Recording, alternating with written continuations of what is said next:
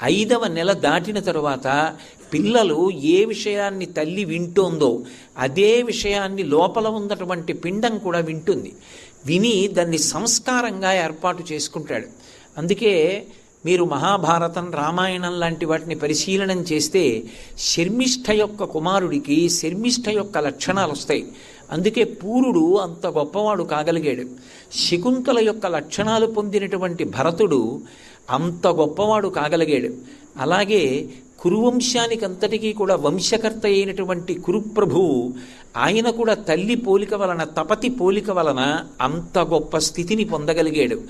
అమ్మ కేవలం మాంసపిండాన్ని తయారు చేయడం కాదు, తాను గర్భం ధరించినప్పుడు ప్రయత్నపూర్వకంగా దేన్ని వింటుందో అటువంటి సంస్కృతిని, అటువంటి స్వచ్ఛమైనటువంటి హృదయాన్ని, మంచి లక్షణాల్ని, లోపల ఉన్నటువంటి